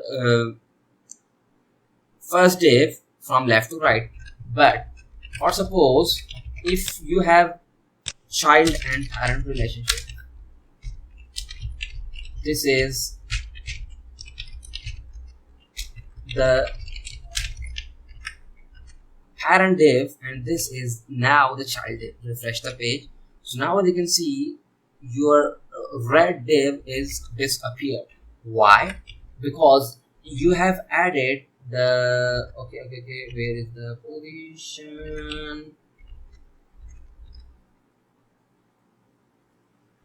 We are not using the position. My div 2, just a second.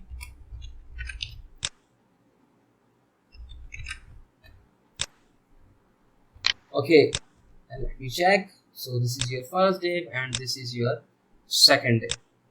First div, second div. I'm saying I'm going to use the position relative to your second div, which is this div.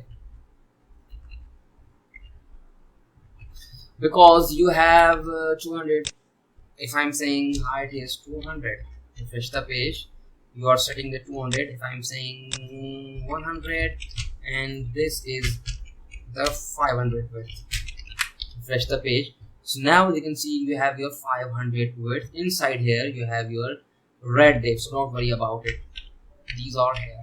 Okay, so now I'm saying I'm going to use the position absolute to your inner element. So I'm saying position absolute, I'm saying right 0 pixel. So now as you can see, it's moving from left to right.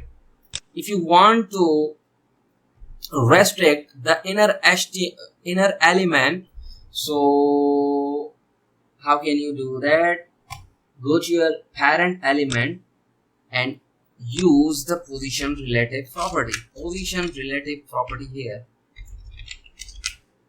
And now your child class or your child div, use the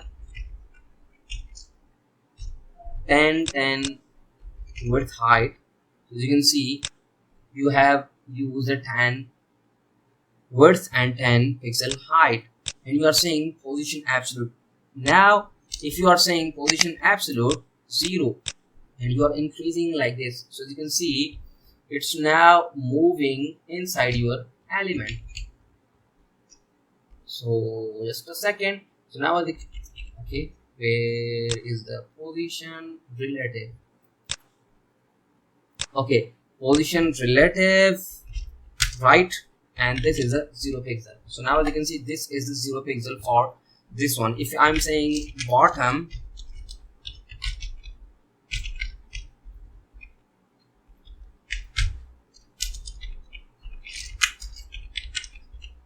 and now as you can see, it's not leaving the parent div. So that's why. So this is very tricky, and where you use them,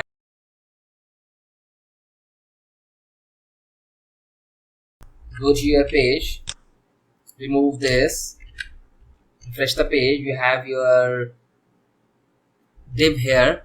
Now I'm saying I have a paragraph.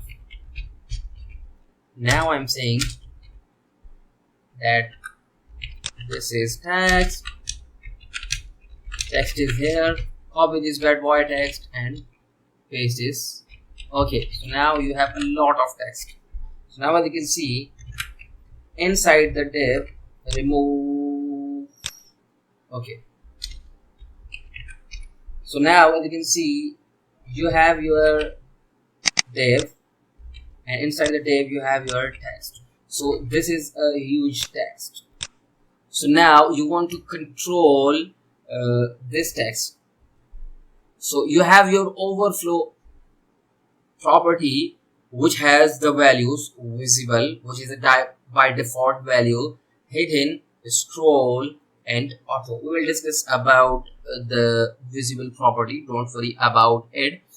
Okay, so now you have a text. Now I'm saying this is not inside the paragraph. Okay, so now as you can see, it's a lot of text available here. So you want to control this text. For suppose I'm saying this div, I'm saying overflow. Now I'm saying visible. So now as you can see, nothing is happening. Why? Because the visible meaning that it is not clipped and it's renders outside the elements box. If you are saying visibility hidden, so now as you can see, it's hiding your entire content of your div if you are using the hidden value. For suppose if you want to add the scroll, so how can you do that? Just use the scroll value, scroll. So now as you can see, it's adding the scroll to your div. So now if you are saying that you are using the overflow auto, that means it's the same thing like a scroll.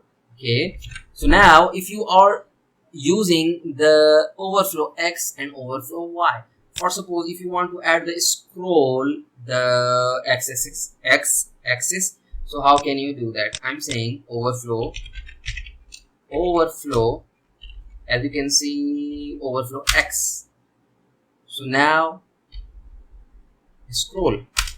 So now as you can see, you are adding the overflow X. If you are saying overflow Y, so now as you can see, your Y is not appearing. Okay, if you are saying overflow is X, fine. And if you are saying overflow heading, you can also do that. But you can use or you can manage your content of any div or any HTML element using the scroll property. You have your h1 element. I'm saying this is my h1. So now you know very well the h1 property has a block level element. Why?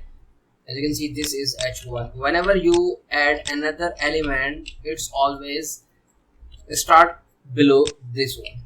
So as you can see, it's starting below your first element. So this is a block level element. Okay, and also block level element has a full width property, means width 100%.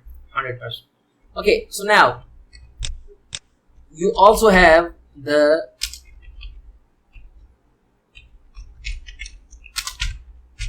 I'm saying 1, for suppose 1, and I'm adding 2.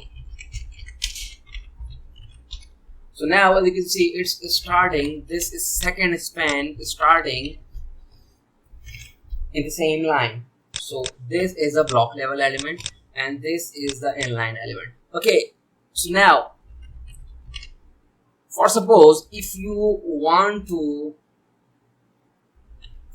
show this h1, or if you want to convert the nature of the inline element, so how can you do that? For suppose I'm saying h1, all h1, I'm saying all h1.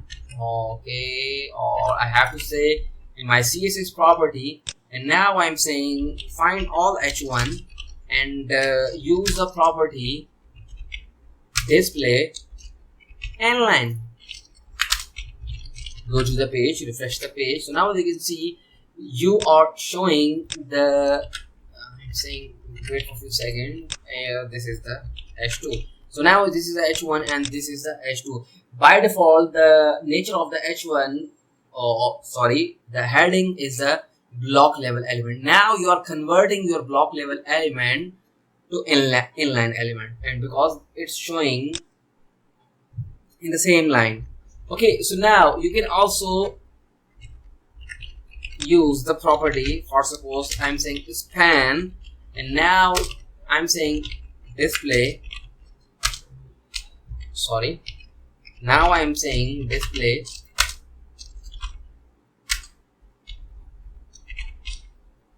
block. Refresh the page. So now you can see you have just changed the span nature. Okay, so in this way you can use the display inline and display block properties, where you use the inline display inline property. For suppose if you want to create the navigations bar, so how can you do that? For suppose I'm saying this is my nav, I'm saying nav.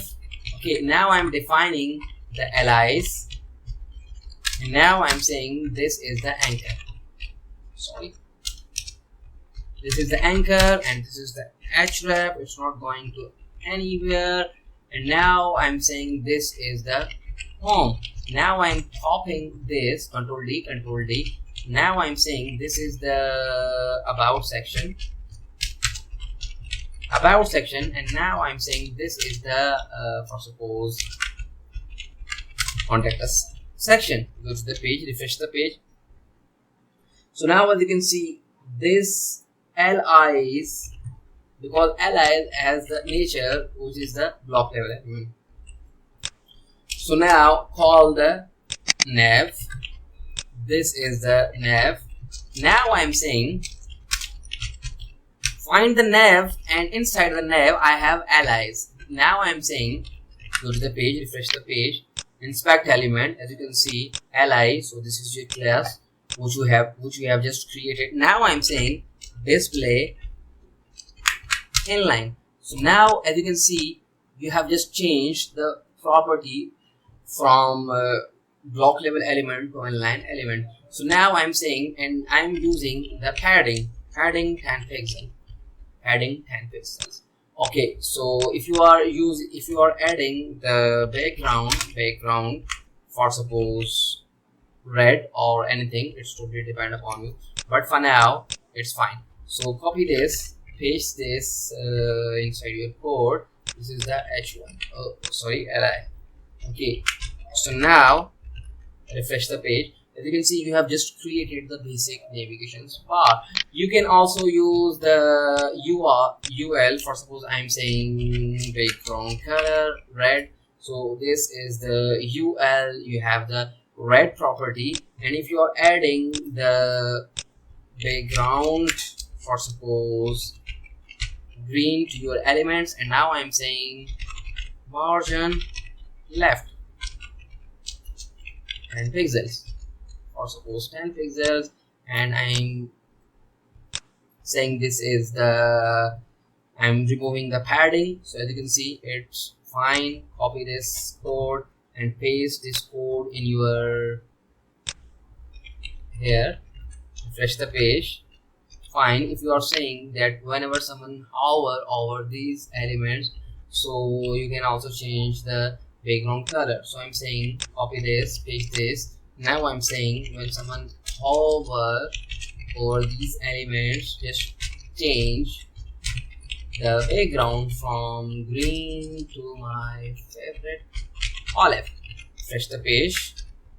So now as you can see, you have just changed. If you are saying that you are going to use the color property and you are setting the white, why it's not working? Because you have the anchor inside your ally. So how can you do that? For suppose I'm saying find the inside this class I have anchor. I'm saying color.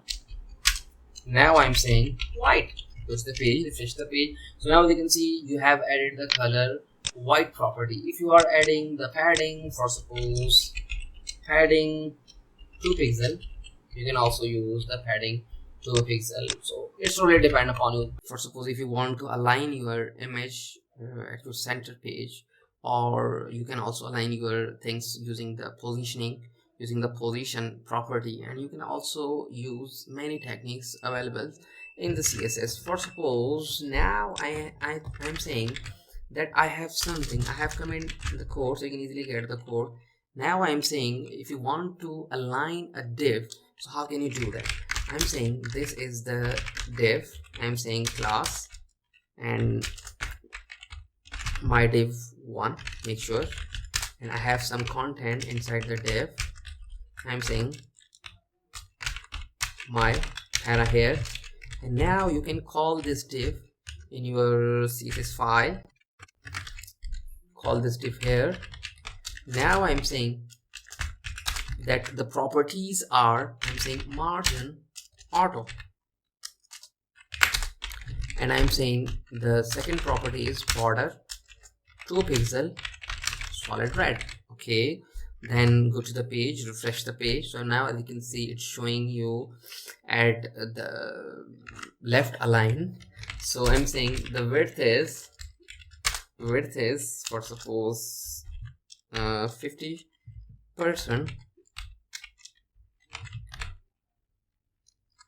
Go to the page, refresh the page. Now as you can see, you are setting a particular div at the center. So this is the technique 1, and how can you align your paragraphs? You know very well, if you have a paragraph, single paragraph, and you want to set this the center. I'm saying this is my simple para. So now I have to say that class, okay, control Y. Now I'm saying I'm going to give this a class. I'm saying my para, simple. Okay, you can also use anything you want. So now I'm saying this is my para dot class, and this is my para. I'm saying text align, and the value is center. So this is the property and this is the center. Oh, this is the property and this is the value. Okay, now go to the page, refresh the page. So now as you can see, it's showing you at the center. So it's totally depend upon you. And if you have an image, for suppose you have image, I'm saying that I have image, let me show you an image. I'm saying I have image, and the source file is in the assets. I have logo.png image inside here. Now I'm saying I have the class my image. Now I'm saying that here I have to define the image. Make sure this is the image. Okay, now I'm saying the image is this. I'm saying display block. This is the display block property, and I'm saying margin left auto, make sure auto, and also I'm saying margin right auto. Go to the page, refresh the page. So now as you can see, it's showing you at the center. I'm saying width also is 50 pixel. Go to the page, refresh the page. Now as you can see, you are showing your logo or your image at the center. You can also define your div by using the positioning. For suppose if you have a div, and now I'm saying here is your div, and you have a class my div 2, my div 2, and you have a paragraph inside the div. Now call this my div 2 in your styling. Here I'm saying position absolute. So this is the absolute. I'm saying from the this is a border 1 pixel solid red, and now I'm saying that the right side is 0 pixel. Go to the page, refresh the page. So now you can see you are showing your div at the right side. By default it's left side. Okay, so in this way you can also define your element. So now I'm saying, for suppose I have another div, so copy this bad boy, paste this bad boy here, and change just a class. Okay, third class. Now I'm saying I want to set this by using a float. Make sure you can change the alignment using the float property. Now I'm saying that float equals to right. Make sure it's a property, and this is the value. And now I'm saying the width is 200 pixel, and I have a border 1 pixel solid red.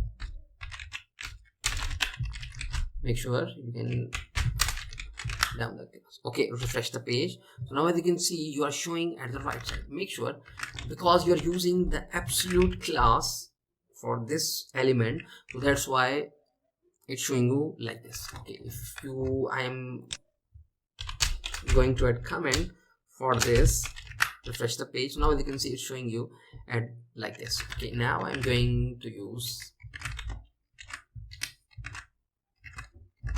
I'm saying my para or float hash. This is a float. Okay, now in this way you can align your content. We have a lot of techniques, or we have a lot of properties. By using that properties, you can align your content or align your divs, align your paragraphs, centers, left, right. So it's totally depend upon you.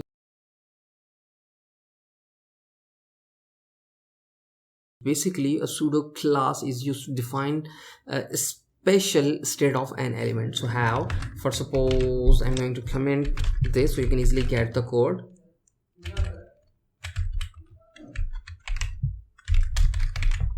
Now for suppose I have one anchor, and I have anchor like this. Now I'm saying this is the home. Okay, so now I'm saying I have only one anchor, so that's why I am going to create a element selector. I'm saying anchor, go to the page, refresh the page. So this is the anchor. So by default it's in this state. I'm saying this is the pseudo. So this is the pseudo class. I'm saying that whenever someone hover over this, I'm going to change the background color, background red. For suppose refresh the page, as you can see it's changing the background. That means it's changing the state of a particular element. Okay, you can also use multiple pseudo classes for a single element. For suppose you're using the hover, and now I'm saying that whenever someone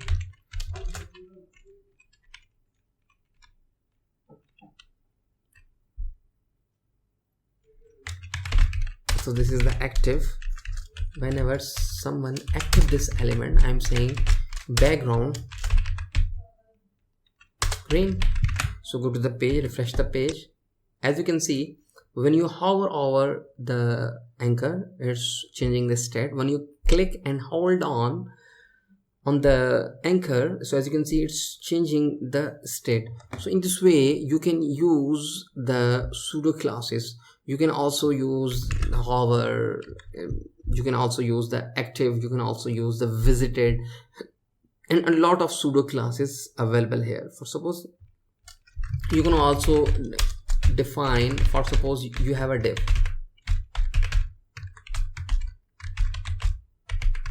Okay, so I'm saying this is the div, because when I have a single div, so that's why I'm going to create the element selector. Now I'm saying that I have a div with background red, and now I'm saying the width of a div is, for suppose 200 pixel, and the height of a div, make sure you have to add the semicolon, and the height of a div is also 200 pixel. Now go to the page, refresh the page. So now as you can see you have a single div. Now I'm going to use the hover. I'm saying I have a div, whenever someone hover over the div, for suppose this is the by default value. Now I'm saying I have a div, whenever someone hover over the div, hover. So this is a pseudo class. Okay, now I'm saying change the background, for suppose green. Go to the page, refresh the page. Now as you can see it's changing changing. So you can define anything, or you can also create, for suppose if you have a something like this. Let me show you something. I have a class. Okay, now inside the div I have paragraphs. I'm saying this is my para, and I have 3 para here, and I have only single para here. So now I want to say that I'm going to create a child selector. So how? I'm saying that P is an element, and now I'm saying I'm just accessing the first child. Now I'm saying this is the first and child. So I'm saying find the first child of a paragraph and color that bad boy to red or olive, my favorite. Refresh the page. So now as you can see, you have the paragraphs. For suppose if you don't have a div and you have only the paragraphs, 4 paragraphs. Now as you can see, it's selecting only the first child of a paragraph from the on the document. You can also create the selectors, or you can say that you have a P, and in the P first child you have your another element. So it's totally depend upon you. Pseudo elements is used to style specific parts of an element. So how? First of all, I'm going to comment this so you can easily get the code.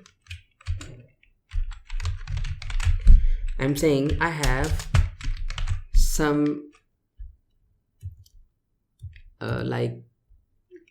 I'm saying I have some paragraphs, not some, one paragraphs. So I'm saying this is my para, and copy this bad boy. Okay, a lot of paragraph available here. Okay, now I'm saying that, I'm saying that I'm going to comment this so you can also easily get the code. Now I'm saying, because I have a single paragraph in my file or on a file, I'm saying paragraph, I want to add go to the page, refresh the page. As you can see, this is the 2 lines of code. So now where is the code? Here is the code. Now I'm saying, okay, because I'm using, okay, I'm saying that I have, okay, comment this bad boy, refresh the page. Okay, so now I'm saying I have three lines of code. I'm saying only add the color first line, color equals to red. Go to the page, refresh the page. Now as you can see, it's adding the color at the first line, okay. So now in this way you can use, or you can define your pseudo element selector. Okay, pseudo element class, sorry. Okay, so now I'm saying I have a paragraph. Okay, now I'm saying just add a color of a first letter. So how can you do that? I'm saying I'm going to comment this so you can easily get the code. I'm saying I have, okay, I'm going to create another paragraph. Okay, here I'm saying class of this para, my para. Okay, this is a para 2, and now I'm saying this is para 1. This is para 1. Now I'm saying this is the para 1. Control D. I'm saying this is the para 2. Now I'm saying just add the first letter. Color equals to red. Now I am saying color equals to olive. Go to the page, refresh the page. So now as you can see, it's just adding the color of the first letter. Okay, so now you can also use the after and before. For suppose I'm saying I have two paragraphs, so para 1, para 2. Now I want to add the image before the paragraph, this. So this is the paragraph. How can you do that? I'm saying that also use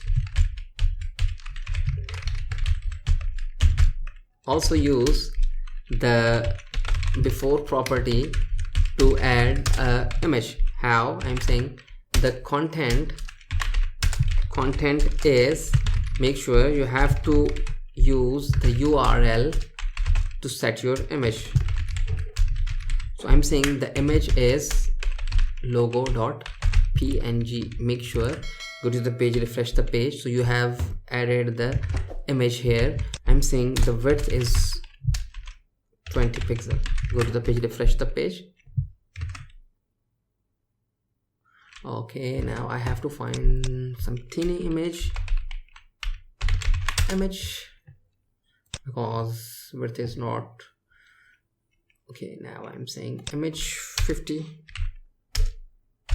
by 50. So it's a 50 by 50. Where is the 50 by 50 image? It's a 50 by 50 image. Now I'm saying in the CSS folder assets, I'm saying img. So it's a JPEG image 50 by 50. I'm saying this is the JPEG image img, and this is the JPG. Go to the page, refresh the page. Okay, so now as you can see, it's adding because it's a large file, so that's why it's showing you like this.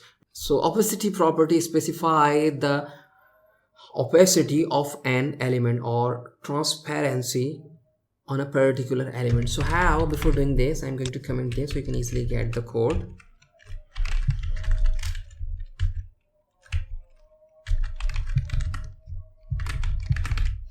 Now for suppose I'm saying I have a div, and for my div I have a class.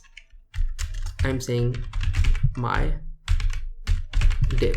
Okay, now I'm saying that this class has some properties like background red, width is 200 pixel, height is 200 pixel. Now go to the page, refresh the page. So now as you can see, it's a 200 pixel height and 200 pixel width. Now I'm saying that the opacity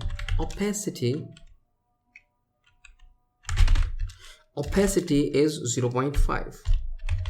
Go to the page, refresh the page. Now as you can see, 0.5 is the half of the 1. For suppose if you are saying 0.1, as you can see, it's just showing you. If you are saying the opacity is 1, that means it's 100% visible. So now if you are saying that 0.7, as you can see, it's 70% visible. If you are saying 0.9, that means it's 90% visible. If you are saying that 0.1, that means it's 10% visible. You can also add the proper opacity for your images. I'm saying that I have image, which is the source. I'm saying go to the assets, and I have a logo.png image. Go to the page, refresh the page. You have a logo, or if I have more than one logo, img.jpeg image. So this is a JPEG image, JPG. Refresh the page. So this is the JPEG image. So now I'm saying that apply the opacity on the image. So I have a single image, that's why refresh the page. So now as you can see, your image is now has 10% visibility. Now if I'm saying that 5%, 0.5, that means 50% visibility. If I'm saying 1, so this is the 100% visibility. If I'm saying 0.8, that means it's 80% visibility. So I hope guys you are enjoying our content and also the videos. So please do share our courses with your friends and also on social networks to support our channel, and also click on the subscribe button and press the bell icon so you never miss any update. So thank you for watching.